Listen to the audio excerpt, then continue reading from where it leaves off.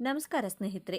ಸದಾ ಸ್ವಾತಂತ್ರ್ಯವನ್ನು ಪ್ರೀತಿಸುವ, ಜ್ಞಾನದ ದಾಹವನ್ನು ಹೊಂದಿರುವ, ಸತ್ಯದ ಹಾದಿಯಲ್ಲಿ ಸಾಗಲು ಯಾವುದಕ್ಕೂ ಅಂಜದ, ಮುಖದ ಮೇಲೆ ಸದಾ ನಗುವನ್ನು ಹೊತ್ಕೊಂಡು ಎಲ್ಲರನ್ನ ನಗಿಸುವ, ಆದರೆ ಆ ನಗುವಿನ ಹಿಂದೆ ಜಗತ್ತಿನ ಜ್ಞಾನವನ್ನೇ ಅಡಗಿಸಿಟ್ಟುಕೊಂಡಿರುವ ವ್ಯಕ್ತಿಗಳೇ ಧನುರಾಶಿಯವರು. ಧನುರಾಶಿಯ ಬಂಧುಗಳೇ, ನೀವು ಈಗ ನೋಡ್ತಿರುವ ಈ ವಿಡಿಯೋ ಆಕಸ್ಮಿಕವಾಗಿ ನಿಮ್ಮ ಮುಂದೆ ಬಂದಿಲ್ಲ. ನಿಮ್ಮ ಜೀವನದ ಅತ್ಯಂತ ನಿರ್ಣಾಯಕ ಘಟ್ಟದಲ್ಲಿ ನಿಂತಿರುವ ನಿಮಗೆ ನಿಮ್ಮ ಇಷ್ಟ ದೇವರು ಅಥವಾ ನಿಮ್ಮ ಗುರುದೇವರು ಒಂದು ಪ್ರಮುಖ ಸಂದೇಶವನ್ನು ನೀಡಲು ಬಯಸಿದ್ದಾರೆ. ನೀತಿ ನಿಯಮಗಳಿಗಿಂತ ತನ್ನ ಮನಸಾಕ್ಷಿಯನ್ನ ನಂಬುವಂತ ಧನಸ್ಸು ರಾಶಿಯವರೇ, ನಿಮ್ಮ ಜೀವನದ ಯಶಸ್ಸಿನ ಗುಟ್ಟುಗಳು ಈ 5 ಪ್ರತಿಜ್ಞೆಯಲ್ಲಿ ಅಡಗಿದೆ. ನೀವು ನಿಮ್ಮ ಜೀವನದಲ್ಲಿ ಅಭಿವೃದ್ಧಿಯಾಗಲು, ಸುಖ, ಶಾಂತಿ, ನೆಮ್ಮದಿಯಾಗಿರಲು ಯಾವ 5 ಪ್ರತಿಜ್ಞೆಗಳನ್ನು ಕೈಗೊಳ್ಳಬೇಕು ಎಂಬಂತ ಇಂಟ್ರೆಸ್ಟಿಂಗ್ ವಿಚಾರಗಳನ್ನು ಈ ವಿಡಿಯೋದಲ್ಲಿ ತಿಳಿಸಿಕೊಡಲಿದ್ದೇನೆ. ಇದು ನಿಮಗಾಗಿ ಬಂದಿರುವ ದೈವಿಕ ಸಂದೇಶ. ಹಾಗೆ ಜೈ ಗುರು ರಾಘವೇಂದ್ರ ಎಂದು ಕಮೆಂಟ್ ಮಾಡಿ, ಹಾಗೆ ವಿಡಿಯೋಗೆ ಲೈಕ್ ಮಾಡಿ. ಹೌದು, ಧನುರಾಶಿಯವರು ನಿಮಗೆ ನೀವೇ ರಾಜರು, ನಿಮಗೆ ನೀವೇ ಮಂತ್ರಿಗಳು ಅಂದುಕೊಳ್ಳುತ್ತೀರಾ? ಜೀವನದಲ್ಲಿ ತುಂಬ ಒಂಟಿಯಾಗಿರುವವರು ಧನುರಾಶಿಯವರೇ. ಆ ಒಂಟಿತನದಲ್ಲಿಯೇ ಅದ್ಭುತವಾದಂತಹ ಜ್ಞಾನವನ್ನು ಕಲಿಯುವವರು ಧನಸ್ಸು ರಾಶಿಯವರೇ.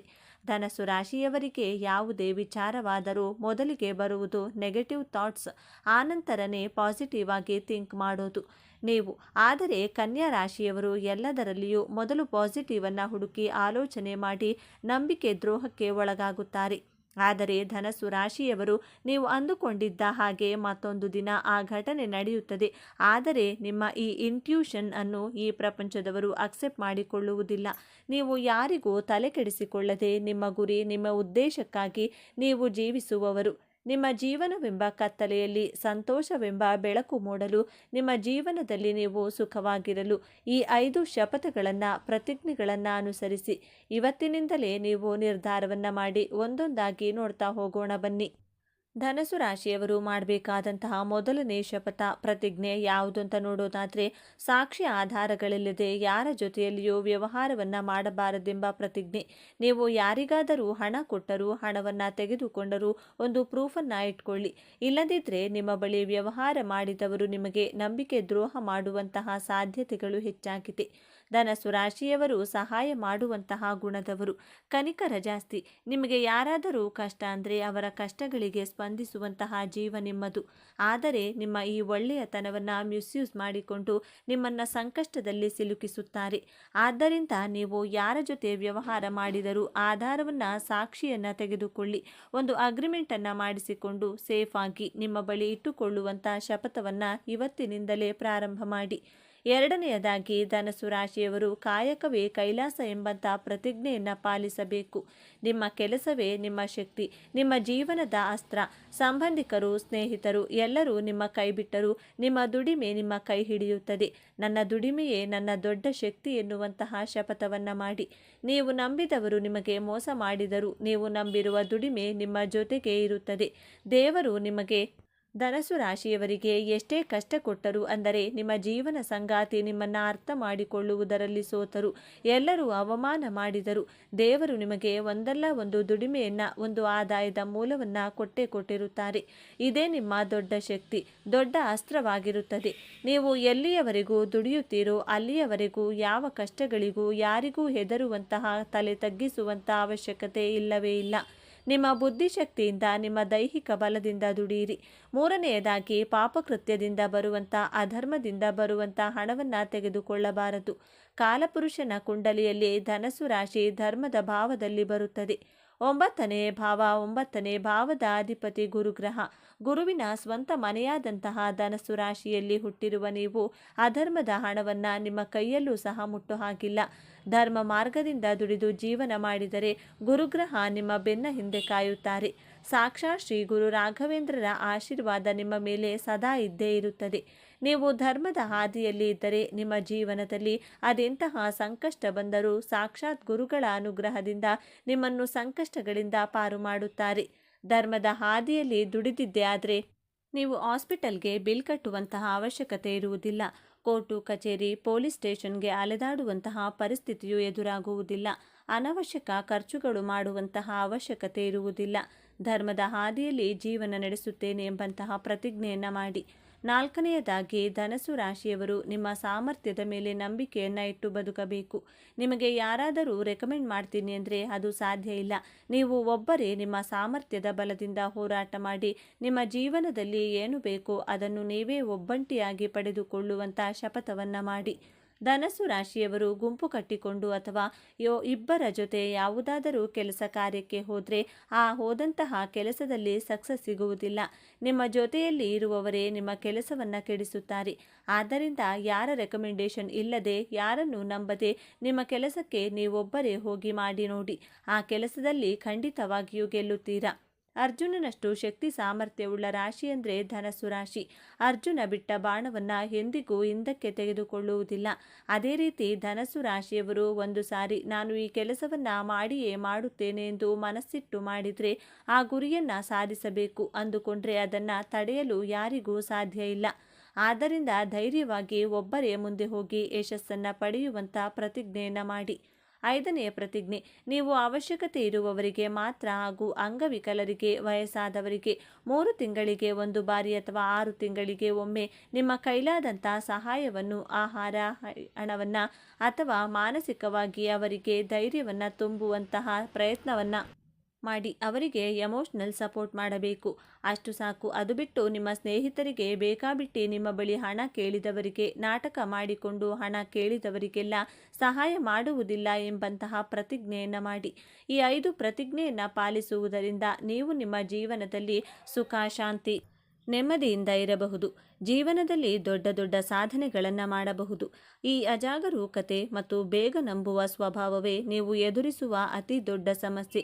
ಹಾಗಾದರೆ ಈ ದೊಡ್ಡ ಸಮಸ್ಯೆಯಿಂದ ಪಾರಾಗುವುದು ಹೇಗೆ? ಈ ಯಶಸ್ಸನ್ನು ಶಾಶ್ವತವಾಗಿ ಉಳಿಸಿಕೊಳ್ಳುವುದು ಹೇಗೆ? ಪರಿಹಾರ ತುಂಬ ಸರಳವಾಗಿದೆ, ಆದರೆ ಇದನ್ನು ನೀವು ಅತ್ಯಂತ ಶ್ರದ್ಧೆಯಿಂದ ಪಾಲಿಸಬೇಕು. ಮೊದಲನೆಯದಾಗಿ ಯೋಚಿಸಿ ನಿರ್ಧರಿಸಿ. ಯಾರಾದರೂ ಬಂದು ಹಣ ಕೇಳಿದರೆ ಅಥವಾ ದೊಡ್ಡ ಆಫರ್ ಕೊಟ್ಟರೆ ಅಥವಾ ನೀವು ಯಾರಿಗಾದರೂ ಮಾತು ಕೊಡುವ ಮೊದಲು ಒಂದು ದಿನ ಸಮಯ ಕೊಡಿ ಎಂದು ಹೇಳಿ ಆತುರದ ನಿರ್ಧಾರಗಳನ್ನು ಸಂಪೂರ್ಣವಾಗಿ ನಿಲ್ಲಿಸಿ. 2ನೇಯದಾಗಿ ನಿಮ್ಮ ರಾಶ್ಯಾಧಿಪತಿಯಾದ ಗುರುವಿನ ಕೃಪೆಗಾಗಿ ಪ್ರತಿ ಗುರುವಾರ ಹತ್ತಿರದ ದೇವಸ್ಥಾನಕ್ಕೆ, ವಿಶೇಷವಾಗಿ ದತ್ತಾತ್ರೇಯ, ಸಾಯಿಬಾಬಾ ಅಥವಾ ರಾಘವೇಂದ್ರ ಸ್ವಾಮಿಗಳ ದೇವಸ್ಥಾನಕ್ಕೆ ಹೋಗಿ ಅಥವಾ ಹಸಿದವರಿಗೆ ಕಡಲೆಬೇಳೆ ಅಥವಾ ಬಾಳೆಹಣ್ಣನ್ನು ದಾನ ಮಾಡಿ. ಇದು ನಿಮ್ಮ ಬುದ್ಧಿಯನ್ನು ಚುರುಕಾಗಿಸಿ ಸರಿಯಾದ ನಿರ್ಧಾರ ತೆಗೆದುಕೊಳ್ಳುವ ಶಕ್ತಿ ನೀಡುತ್ತದೆ.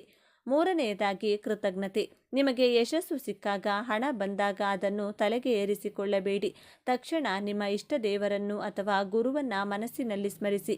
ಇದೆಲ್ಲ ನಿನ್ನ ಕೃಪೆ, ನನ್ನದಲ್ಲ ಎಂದು ಕೃತಜ್ಞತೆ ಸಲ್ಲಿಸಿ. ಯಶಸ್ಸು ಬಂದಾಗ ತಲೆಬಾಗಿರಿ. ಈ ಒಂದು ವಿನಯವಂತಿಕೆ ನಿಮ್ಮ ಎಲ್ಲ ಭಾಗ್ಯವನ್ನು ನಿಮ್ಮ ಬಳಿಯೇ ಉಳಿಸುತ್ತದೆ. ಧನು ರಾಶಿಯವರು ನಿಮ್ಮ ಜೀವನವನ್ನು ಸಂಪೂರ್ಣವಾಗಿ ಬದಲಾಯಿಸುವ ಶಕ್ತಿ. ಈಗ ನಿಮ್ಮ ವಿಜಯದ ಆರಂಭವಾಗಲಿದೆ. ನೀವು ಅನುಭವಿಸಿದ ಪ್ರತಿಯೊಂದು ನೋವಿಗೂ ಈಗ ಪ್ರತಿಫಲ ಸಿಗಲಿದೆ. ನಿಮ್ಮ ಕಣ್ಣೀರು ಈಗ ಆನಂದ ಬಾಷ್ಪವಾಗಿ ಬದಲಾಗುವ ಸಮಯ ಬಂದಿದೆ. ನೆನಪಿಡಿ, ಈ ವಿಡಿಯೋ ನಿಮಗೆ ತಲುಪಿದ್ದು ಆಕಸ್ಮಿಕವಲ್ಲ. ಇದು ನಿಮ್ಮ ಇಷ್ಟ ದೇವರು ನಿಮಗೆ ನೀಡುತ್ತಿರುವ ಸ್ಪಷ್ಟ ಸಂದೇಶ. ಈ ಅದ್ಭುತ ಸಮಯವನ್ನು ಸದುಪಯೋಗಪಡಿಸಿಕೊಳ್ಳಿ. ನಿಮ್ಮ ಜೀವನದ ಹೊಸ ಅಧ್ಯಾಯಕ್ಕೆ ತಯಾರಾಗಿ. ನಿಮ್ಮ ನಂಬಿಕೆಯ ಸಂಕೇತವಾಗಿ ನಿಮ್ಮ ಜೀವನ ಬದಲಾಗಬೇಕು ಎನ್ನುವ ಸಂಕಲ್ಪದೊಂದಿಗೆ ತಪ್ಪದೆ ನಿಮ್ಮ ಕುಲದೇವರ ಅಥವಾ ನಿಮ್ಮ ಇಷ್ಟ ದೇವರ ಹೆಸರನ್ನು ಕಮೆಂಟ್ ಮಾಡಿ. ಆ ಭಗವಂತನು ನಿಮ್ಮನ್ನು ಸದಾ ಕಾಪಾಡಲಿ. ಸರ್ವೇ ಜನ ಸುಖಿನೋ ಭವಂತು. ಇದೇ ತರಹದ ಜ್ಯೋತಿಷ್ಯಕ್ಕೆ ಸಂಬಂಧಪಟ್ಟಂಥ ವಿಡಿಯೋ ನೋಡಲು ನಮ್ಮ ಚಾನೆಲ್ನ ಸಬ್ಸ್ಕ್ರೈಬ್ ಆಗಿ. ಈ ವಿಡಿಯೋಗೆ ಲೈಕ್ ಮಾಡಿ, ಶೇರ್ ಮಾಡಿ. ಧನಸ್ಸು ರಾಶಿಯವರ ಗುಣಸ್ವಭಾವ ಹೇಗಿರುತ್ತದೆ? ಧನಸ್ಸು ರಾಶಿಯವರಿಗೆ ಯಾವೆಲ್ಲ ಲಾಭಗಳು ಇವರ ಜೀವನದಲ್ಲಿ ಕಾಣಸಿಗುತ್ತವೆ? ಧನಸ್ಸು ರಾಶಿಯವರ ಹಣಕಾಸಿನ ವಿಚಾರದಲ್ಲಿ ಹೇಗೆಲ್ಲ ಜವಾಬ್ದಾರಿ ನಿಭಾಯಿಸುತ್ತಾರೆ? ಧನಸ್ಸು ರಾಶಿಯವರು ತನ್ನ ಕುಟುಂಬದ ಜವಾಬ್ದಾರಿಯನ್ನು ಹೇಗೆಲ್ಲ ನಿಭಾಯಿಸಿಕೊಂಡು ಹೋಗುತ್ತಾರೆ? ಧನಸ್ಸು ರಾಶಿಯವರ ಮುಂದಿನ ಜೀವನವನ್ನು ಹೇಗೆಲ್ಲ ನಡೆಸುತ್ತಾರೆ? ನಿಮ್ಮ ತಪ್ಪು ಇಲ್ಲದೆ ಯಾರು ನಿನ್ನನ್ನು ನಿಂದಿಸಿದರೂ ಪ್ರತೀಕಾರ ತೀರಿಸಲು ನಿನ್ನ ಕೈಯಲ್ಲಾಗದಿದ್ದ ಕಾಲ ಅವರನ್ನು ತಪ್ಪದೇ ಶಿಕ್ಷಿಸುತ್ತದೆ. ಏಕೆಂದರೆ ಅವರು ಮಾಡಿದ ಕರ್ಮಗಳಿಗೆ ಅವರೇ ಶಿಕ್ಷೆ ಅನುಭವಿಸಬೇಕು. ಧನಸ್ಸು ರಾಶಿಯವರ ಮನಸ್ಸಿನಲ್ಲಿ ಅಡಗಿರುವ ನಿಗೂಢ ಅವ್ಯಕ್ತ ಭಯದ ಬಗ್ಗೆ ಈ ವಿಡಿಯೋದಲ್ಲಿ ತಿಳಿಸಿಕೊಡಲಿದ್ದೇನೆ. ಈ ವಿಡಿಯೋವನ್ನು ಯಾವುದೇ ಕಾರಣಕ್ಕೂ ಸ್ಕಿಪ್ ಮಾಡದೆ ಸಂಪೂರ್ಣವಾಗಿ ಮಾಹಿತಿಯನ್ನು ನೋಡಿದರೆ ಮಾತ್ರ ನಿಮಗೆ ಅರ್ಥವಾಗುತ್ತದೆ. ಅದಕ್ಕೂ ಮೊದಲು ನೀವೇನಾದರೂ ಧನಸ್ಸು ರಾಶಿಯವರಾಗಿದ್ದರೆ, ಜ್ಯೋತಿಷ್ಯ ಶಾಸ್ತ್ರ ಹಾಗೂ ದೇವರನ್ನು ನಂಬುವವರಾಗಿದ್ದರೆ ಈ ವಿಡಿಯೋವನ್ನು ಈಗಲೇ ಲೈಕ್ ಮಾಡಿ ಮತ್ತು ತಪ್ಪದೇ ನಮ್ಮ ಚಾನಲ್ಗೆ ಈಗಲೇ ಸಬ್ಸ್ಕ್ರೈಬ್ ಮಾಡಿಕೊಳ್ಳಿ. ಎಲ್ಲರೂ ಭಕ್ತಿಯಿಂದ ಓಂ ನಮಃ ಶಿವಾಯ ಅಂತ ಕಮೆಂಟ್ ಮಾಡಿ. ಮನುಷ್ಯನಾಗಿ ಹುಟ್ಟಿದ ಮೇಲೆ ಭಯಪಡುವ ಸಹಜ ಗುಣ. ಒಬ್ಬೊಬ್ಬರಿಗೆ ಒಂದು ರೀತಿಯ ಭಯವಿರುತ್ತದೆ. ಕೆಲವೊಬ್ಬರಿಗೆ ಭೂತ ಪ್ರೇತಗಳ ಭಯವಿದ್ದರೆ ಕೆಲವರು ಭವಿಷ್ಯತ್ ಕಾಲದ ಬಗ್ಗೆ ಹೆಚ್ಚು ಆಲೋಚನೆ ಮಾಡಿ ಭಯಪಡುತ್ತಾರೆ. ಕುಂಡಲಿಯ 6, 8 ಮತ್ತು 12ನೇ ಭಾವದಿಂದ ಭಯವನ್ನು ಕಂಡುಹಿಡಿಯಬಹುದು. 6ನೆಯ ಭಾವದಿಂದ ರೋಗ, ಸಾಲ, ಶತ್ರುಗಳ ಬಗ್ಗೆ ಭಯಪಟ್ಟರೆ 8ನೇ ಭಾವದಿಂದ ನಿಗೂಢ ಭಯವನ್ನು, ಅವ್ಯಕ್ತ ಭಯವನ್ನು ಕಂಡುಹಿಡಿಯಬಹುದು. 12ನೇ ಭಾವದಿಂದ ಕಳೆದುಕೊಳ್ಳುವಂತಹ ಭಯವಿರುತ್ತದೆ. ಕಾಲಪುರುಷನ ಕುಂಡಲಿಯಲ್ಲಿ ಧನಸ್ಸು ರಾಶಿ 9ನೇ ಭಾಗವಾಗಿದೆ. ಧನಸ್ಸು ರಾಶಿ ಅಗ್ನಿತತ್ವ ರಾಶಿಯಾಗಿ ಆಗಿದೆ.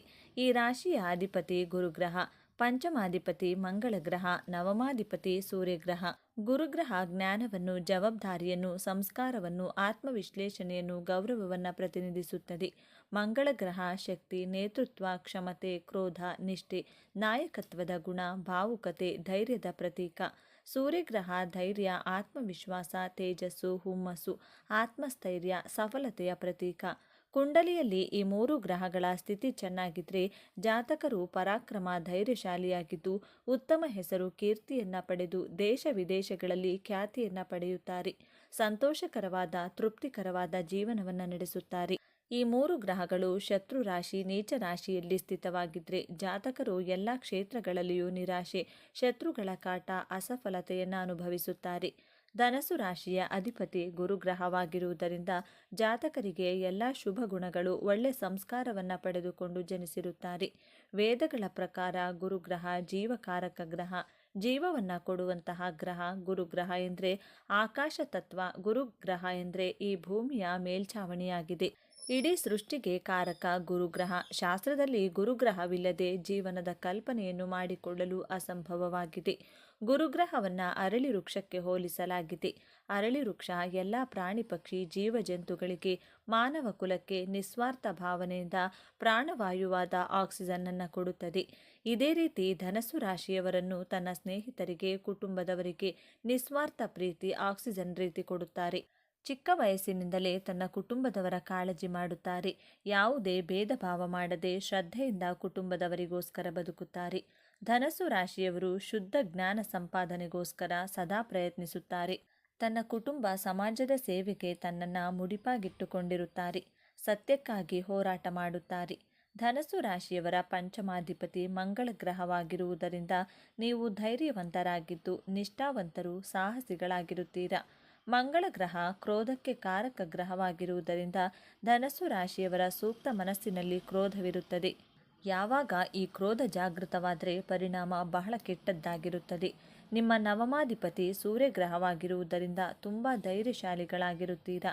ಈ ಭೂಮಿ ಮೇಲೆ ನಾವು ಜನಿಸಿರುವ ಕಾರಣವೇನು ಎಂಬಂತಹ ಪ್ರಶ್ನೆಗೆ ನಿರಂತರವಾಗಿ ಉತ್ತರವನ್ನು ಹುಡುಕಾಡುವಂತಹ ಪ್ರಯತ್ನದಲ್ಲಿ ಮುಳುಗಿರುತ್ತೀರಾ.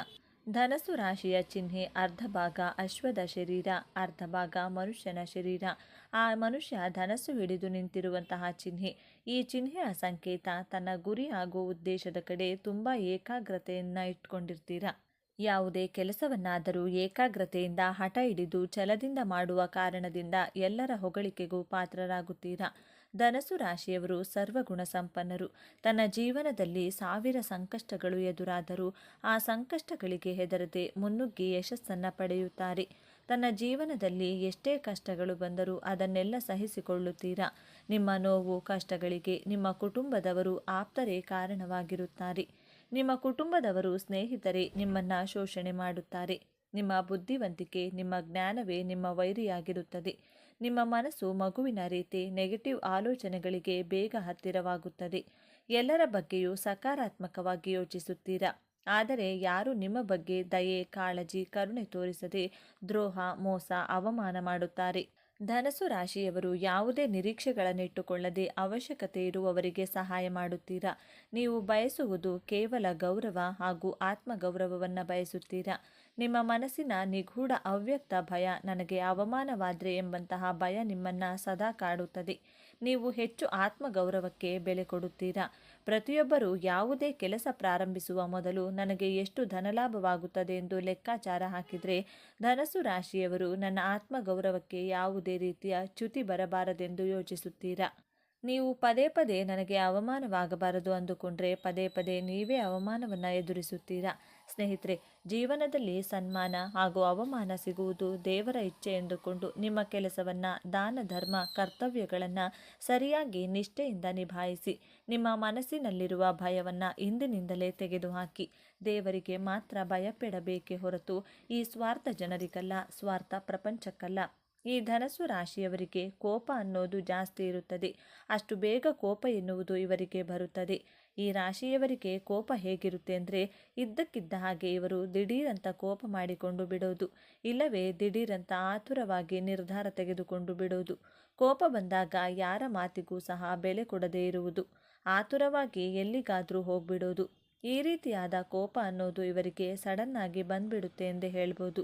ಧನಸ್ಸು ರಾಶಿಯವರಿಗೆ ಶತ್ರುಗಳು ಜಾಸ್ತಿ ಇರ್ತಾರೆ, ಸಮಸ್ಯೆಗಳನ್ನು ಮಾಡ್ತಾ ಇರ್ತಾರೆ. ನೀವು ಉದ್ಧಾರ ಆಗ್ತಿದ್ದೀರಾ ಅಂದರೆ ನಿಮ್ಮನ್ನು ಹಾಳು ಮಾಡೋಕೆ ಕಾಯ್ತಿರ್ತಾರೆ. ಆದರೆ ಶತ್ರುಗಳ ವಿರುದ್ಧವಾಗಿ ನಿಮಗೆ ಜಯ ಸಿಕ್ಕೇ ಸಿಗುತ್ತೆ ಎಂದು ಹೇಳ್ಬೋದು. ಶತ್ರುಗಳನ್ನು ಯಾವ ರೀತಿಯಾಗಿ ಪಳಗಿಸಬೇಕು ಎನ್ನುವುದರಲ್ಲಿ ನೀವು ಬಹಳ ನಿಪುಣರೆಂದೇ ಹೇಳ್ಬೋದು. ಇದು ಕೂಡ ನಿಮಗೆ ಪ್ಲಸ್ ಪಾಯಿಂಟ್. ಧನಸ್ಸು ರಾಶಿಯವರಿಗೆ ಸರಳ ಜೀವನ ನಡೆಸೋದು ನಿಮಗೆ ತುಂಬ ಇಷ್ಟ. ನಿಮ್ಮ ಬಳಿ ಎಷ್ಟೇ ದುಡ್ಡಿದ್ರೂ ಸಹ ನೀವು ಸಿಂಪಲ್ ಲೈಫ್ನ ಲೀಡ್ ಮಾಡ್ತಿರ್ತೀರಾ. ಈ ರಾಶಿಯವರು ಆರಾಮಾಗಿರಬೇಕೆಂದು ಯೋಚನೆ ಮಾಡ್ತೀರಾ. ಬೇರೆಯವರ ಬಗ್ಗೆ ಜಾಸ್ತಿ ತಲೆಕೆಡಿಸಿಕೊಳ್ಳಬಾರದೆಂದು ತಿಳಿದುಕೊಂಡಿರುತ್ತೀರಾ. ಈ ರೀತಿಯ ಜೀವನವನ್ನು ಈ ಧನಸ್ಸು ರಾಶಿಯವರು ಮಾಡಿರ್ತಾರೆ. ಇನ್ನು ಧನಸ್ಸು ರಾಶಿಯವರಿಗೆ ಜ್ಞಾಪಕ ಶಕ್ತಿ ಅನ್ನೋದು ತುಂಬ ಚೆನ್ನಾಗಿರುತ್ತೆ. ಇವರು ತುಂಬ ಚೆನ್ನಾಗಿ ಮೈಂಡಲ್ಲಿ ಏನೇ ವಿಷಯ ಇದ್ದರೂ ಸಹ ಪಾಸಿಟಿವ್ ಆಗಿರ್ತಾರೆ. ಯಾವುದೇ ಘಟನೆಗಳನ್ನು ಸಹ ಅಷ್ಟು ಬೇಗ ಮರೆಯುವುದಿಲ್ಲ. ಇಂತಹ ಸ್ವಭಾವದವರು ಈ ಧನಸ್ಸು ರಾಶಿಯವರು.